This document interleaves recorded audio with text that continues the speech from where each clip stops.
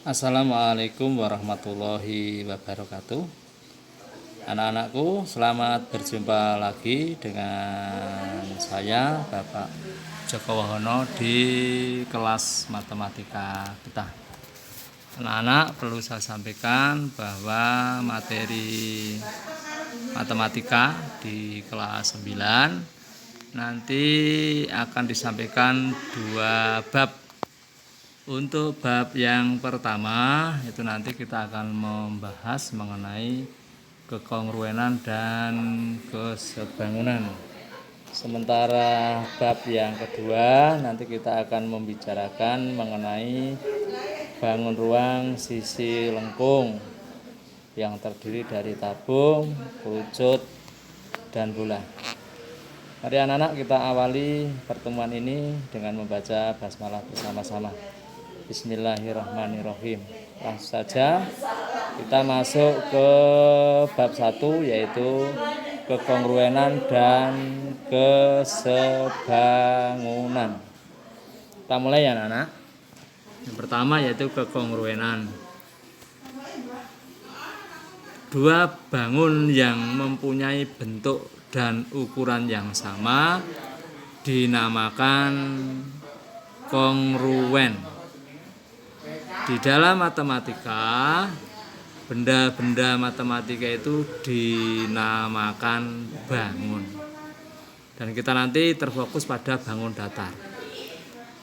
Dua buah bangun itu disebut kongruen apabila punya bentuk dan ukuran yang sama. Jadi kita melihatnya bentuk dan ukuran.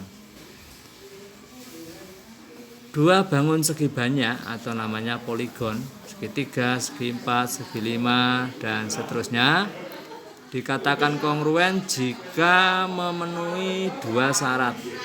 Ini ya, yang pertama syarat sisi-sisi yang bersesuaian itu sama panjang. Sisi yang bersesuaian sama panjang. Dan sudut-sudut yang bersesuaian sama besar. Tuh. Kita lihat ini contohnya. Kita punya 2 bangun. Nah ini 2 bangun ini.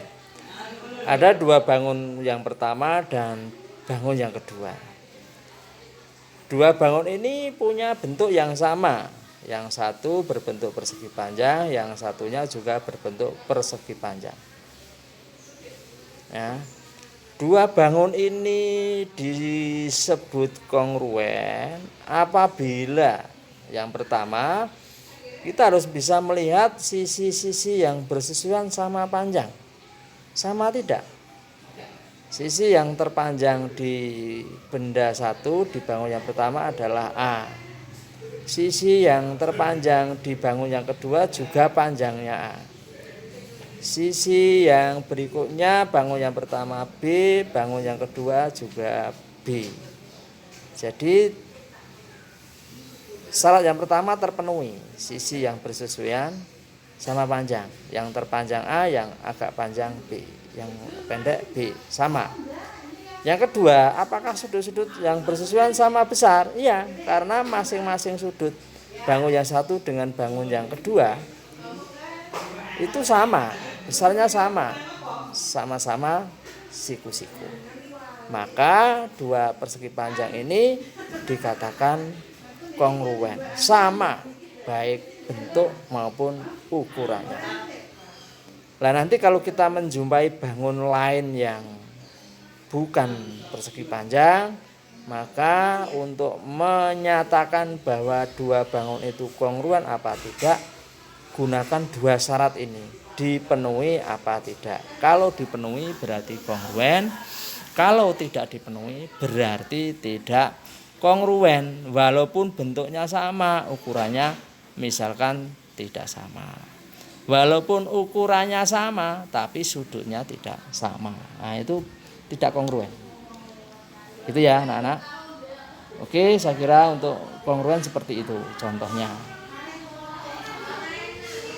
Sekarang kita ke bangun matematika yang dinamakan segitiga. Segitiga yang kongruen. Apa itu dua segitiga yang kongruen? Ya sama seperti tadi penjelasannya, dua segitiga yang bentuk dan ukurannya itu sama. Misalkan yang satu sama kaki, yang satunya lagi juga sama kaki, ukurannya sama misalkan. Yang satu sama sisi, yang satu sama sisi, ukurannya sama. Itu namanya kongruen. Tapi kalau tidak terpenuhi hal tersebut, maka tidak kongruen. Terpenuhi dua hal tersebut. Tapi pada segitiga ini ada hal-hal yang istimewa, anak-anak. Apa istimewanya itu? Coba perhatikan ilustrasi di bawah ini. Ini contoh dua segitiga ya. Dua segitiga ini kongruen. A, B, C dan D, E, F ini kongruen. Walaupun kita itu tidak tahu ukuran yang lainnya. Kita tahunya hanya yang di panah-panah itu. Yang diberi keterangan itu yang tahu. Tapi kongruen itu. Karena kita akan bisa melihat bahwa AB itu sama dengan DE, BC itu sama dengan EF, CA sama dengan FD. Sudut-sudutnya sama. Sudut A sama dengan sudut D, sudut B sama dengan E, sudut C sama dengan F. Nah, sehingga sudutnya itu besarnya sama.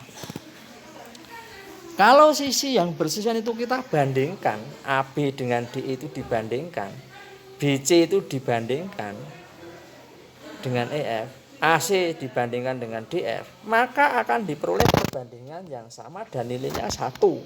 Itu namanya kongruen, harus satu nilainya. Sama dan samanya itu satu. Itu ya. Ini dua segitiga itu dikatakan kongruen. Nah, ada yang menarik. Nah, ini ada simbol kongruen. Nah, nanti kalau kongruen itu bahasanya seperti ini lambangnya. Ada seperti huruf S direbahkan dan sama dengan koyo sambungan kalung. Nah, itu ya, ditumpuk itu namanya kongruen. Kalau tidak kongruen ya kongruen dicoret. Nah, ini contohnya. Nah, ini tidak kongruen. Nah, oke ya, kita teruskan. Coba diikuti kata-kata di bawah. Untuk menguji apakah dua segitiga itu kongruen apa tidak, sebenarnya kita itu tidak perlu menguji semua pasangan sisi maupun semua pasangan sudut yang bersesuaian. Tidak usah diuji semuanya. Kita bisa menguji hanya sebagian saja. Maka ini dikatakan dua segitiga dikatakan kongruen jika memenuhi salah satu kondisi berikut ini. Jadi ini adalah kondisi-kondisi yang bisa menyebabkan dua segitiga itu kongruen, walaupun tidak perlu harus tiga pasang sudut, tiga pasang sisi yang bersesuaian sama, itu tidak perlu. Penjelasannya begini. Yang pertama, apabila kita punya dua segitiga, yang hijau dan yang kuning ini, biru dan kuning. Ini dua segitiga ini bisa dikatakan kongruen. Walaupun hanya terpenuhi sisi-sisi yang bersesuaian itu sama panjang. Sudutnya tidak tahu. Nah, kalau kita itu menjumpai dua segitiga yang sisi-sisi yang bersesuaian itu sama panjang, maka dua segitiga ini kongruen. Selanjutnya bisa diformulasikan dengan bahasa begini. Bila memenuhi kriteria sisi. Sudutnya tidak diperhatikan, hanya sisi-sisi yang bersesuaian sama panjang, maka dua segitiga itu bisa disimbolkan kongruen. Ada lagi yang lain, kalau ini tidak terpenuhi, ada yang kedua, ini juga menyebabkan kongruen. Apabila ada dua sisi yang bersesuaian sama panjang, satu sudut yang bersesuaian sama besar. Nah, ini juga akan menyebabkan kongruen atau sama persis, gitu ya. Ingat urutannya, sisi, sudut, sisi. Yang tidak diberitahu itu tidak tahu. Yang tahu hanya sisinya itu sama. Yang bersesuaian sama, ada 2 sisi dan 1 pasang sudut. Kalau sudah terpenuhi ini maka juga bisa dikatakan kongruen. Yang ketiga, kalau tidak nomor 2 bisa nomor 3. Sudut, ada 2 sudut 1 sisi. 2 sudut 1 sisi. Nah ini contohnya. Yang diberi tanda-tanda itu yang sama, yang lain yang tidak diberi tanda itu tidak tahu sama apa tidak. Tapi walaupun tidak tahu sama apa tidak, 2 segitiga ini dikatakan kongruen. Yang kuning dan yang hijau ini kongruen. Walau yang diketahui hanya sebagian, yaitu 2 sudut dan 1 sisi. 2 sudut dan 1 sisi. Mungkin urutannya seperti nomor 4. Nah ini ya 2 sudut 1 sisi, tapi urutannya berbeda. Maka 2 segitiga itu juga dikatakan kongruen, sama gitu ya. Yang lain enggak ngerti sama apa enggak, tapi kedua segitiga ini kongruen, yang akibatnya juga akan sama akibatnya gitu ya. Itu yang nomor 5 ini khusus kalau kita menjumpai segitiga siku-siku, maka akan juga diperoleh seperti ini, kongruen. Itu ya anak-anak, tolong ini dibaca lagi, dipelajari lagi. Nah dengan demikian nanti kalau ada pertanyaan 2 segitiga itu kongruen apa tidak, kamu tinggal pilih yang nomor 1, yang nomor 2, nomor 3 atau nomor 4 itu sebagai alasan gitu ya. Oke, atau nomor 5. Nah sekarang saya beri contoh ini. Nah ini coba lihat. Nah nanti ini kalau di slide yang kamu catat itu ada perubahan ya, ada perbedaan. Di catatanmu itu A, B, D-nya enggak nampak. Bilang. Di sini ada, tolong dicatat seperti ini gitu ya. Kalau belum lengkap dilengkapi seperti ini. Diketahui segitiga ACD. Lihat ACD ya. Oke. Dan BCD. Panjangnya AD itu sama dengan panjangnya BD. Lihat AD dan BD itu sama panjang. Sudut ADC dan sudut BDC sama. Coba tunjukkan bahwa segitiga ACD dan BCD itu kongruen. Nah, terus kamu mikir, ini kira-kira kita mau pakai yang mana? Yang kriteria 1, 2, 3, 4, apa 5 gitu ya. Kriteria 1 tidak bisa. 2 sama enggak gitu ya. Nah kalau kita mau melihat kriteria itu, lihat yang diketahui yang sama dulu apa. AD, BD sisinya sama. ADC, BDC sudutnya sama. Kan ada 2 sisi 1 sudut atau 2 sudut 1 sisi. Nah coba yang lain yang sama tapi kita itu tidak diberitahu tapi tahu. Nah lucu ya. Coba mana sudutkah? Selain sudut ADC dan BDC, mana yang sama? Enggak ngerti. Gitu ya, enggak ngerti. Tapi ada sisi yang sama yang tidak diberitahu apa? CD-nya ACD dan CD-nya BCD. Sisi yang berimpitan. Nah, itu.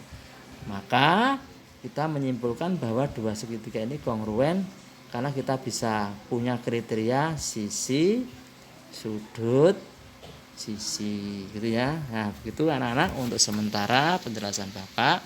Semoga bisa dipahami anak-anak dan tolong catatannya dibuka lagi, dilihat. Kalau nanti mengalami kesulitan kamu download dulu YouTube-nya, di-download gitu ya.